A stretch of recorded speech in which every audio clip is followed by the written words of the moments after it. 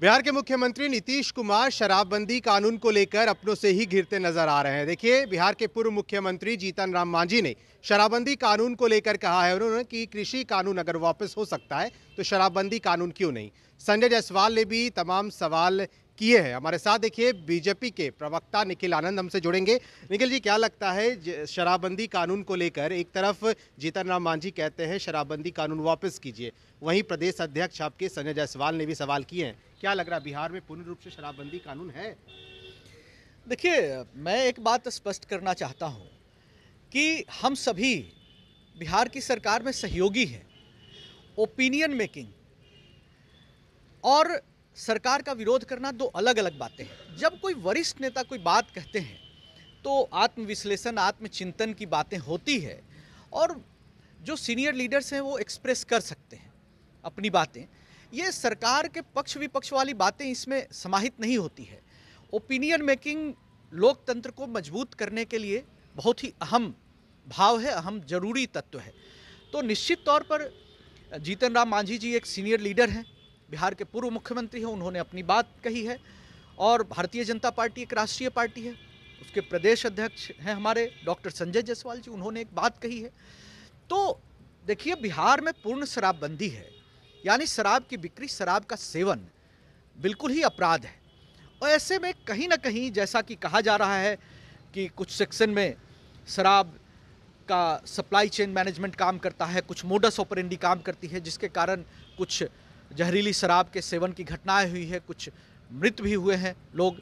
नालंदा की घटना को लेकर के भी सवाल उठ रहा है। तो ऐसे में एक जो लोग इसमें शामिल हैं उसको लेकर के निश्चित तौर पर कि आखिर इस तरह के तत्व सक्रिय है, उन पर सख्ती हो। बिहार में सुशासन की सरकार है नीतीश कुमार जी के नेतृत्व में। हम तो चाहेंगे कि हमारे जो नीति है, हमारा जो पॉलिसी इंप्लीमेंटेशन है, वो बिल्कुल एनफोर्स्ड हो, इतनी सख्ती से हो कि कोई इस तरह की घटना को अंजाम न दे सके।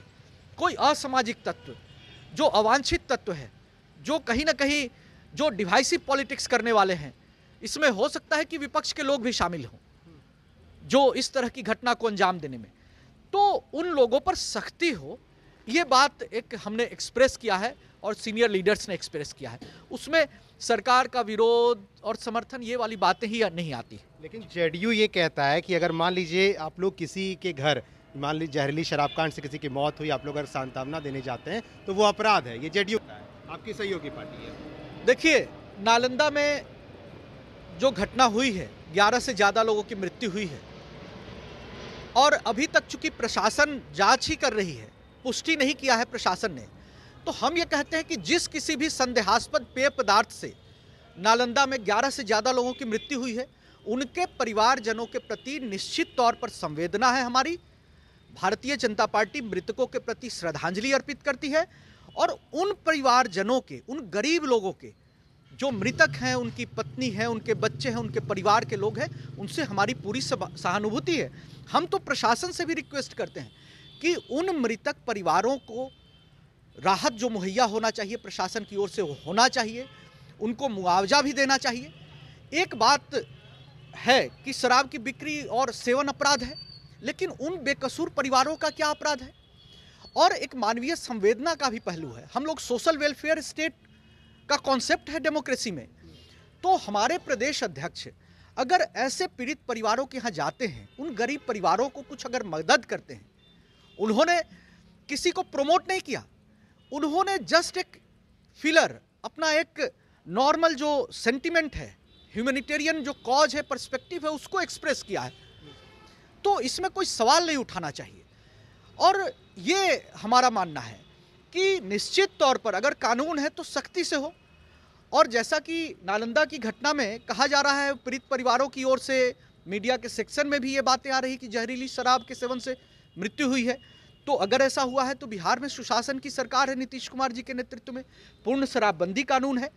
तो ऐसे में शराब की बिक्री और सेवन अपराध है और कहीं ना कहीं अगर modus operandi, supply chain management वहाँ पर काम किया है कि शराब की बिक्री हुई और सेवन किसी ने किया, कुछ गलत लोग चपेटे में आए, कुछ गलत लोग सक्रिय हुए, तो ऐसे तत्वों का पता लगाकर निश्चित तौर पर प्रशासन तो जांच कर रही है, पता लगाया जाए और सख्त से सख्त सजा दिया जाए।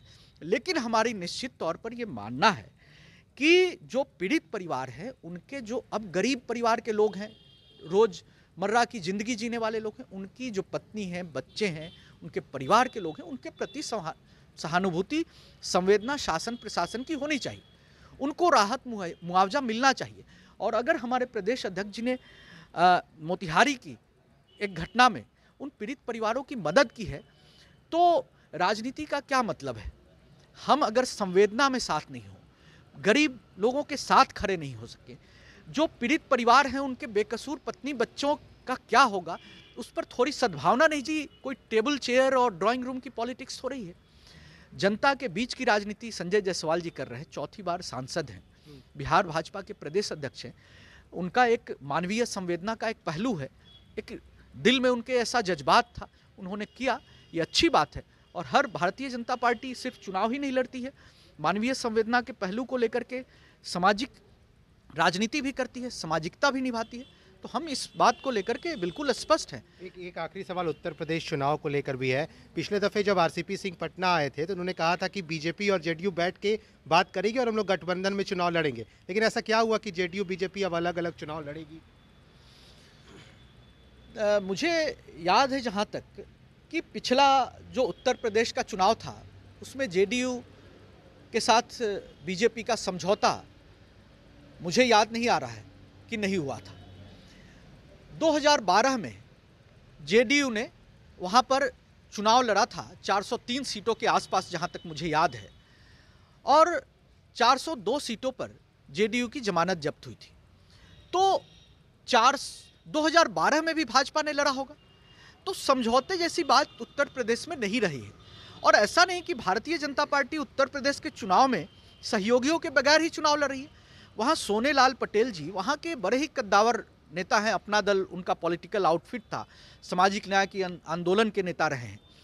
तो उनकी बेटी अनुप्रिया पटेल केंद्रीय मंत्रिमंडल में शामिल हैं, उनका एक पॉलिटिकल आउटफिट है अपना दल सोनेलाल, वो वहाँ पर सरकार में भी शामिल है, भारतीय जनता पार्टी की सहयोगी है, सहयोग में हम चुनाव भी लड़ रहे हैं। तो ऐसी कोई बात नहीं है। बिहार में निश्चित तौर पर जेडीयू, बीजेपी, हम वीआईपी पार्टियां सहयोगी दल है। तो ऐसे अलग अलग जगहों के हिसाब से गठबंधन है, उसमें कोई किसी के खिलाफ होने की बात नहीं है, ये एक समझौते की बात है।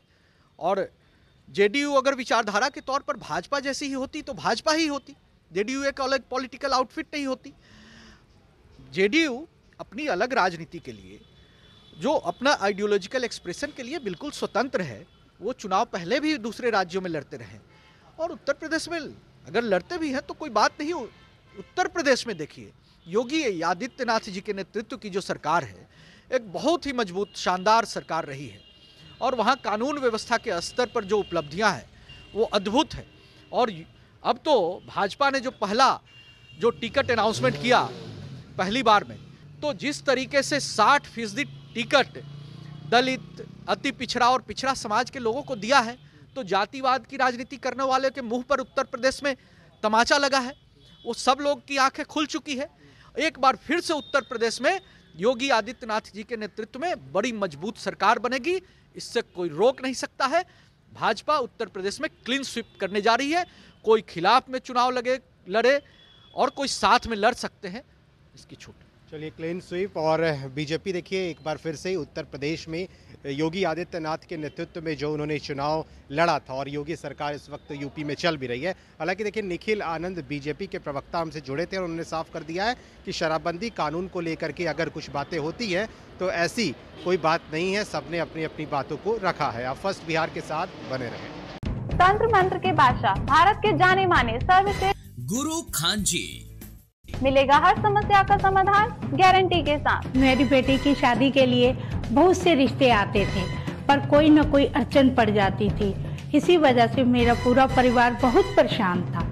बाबा जी की दुआओं से आज मेरी बेटी एक बड़े घर की बहू बनी।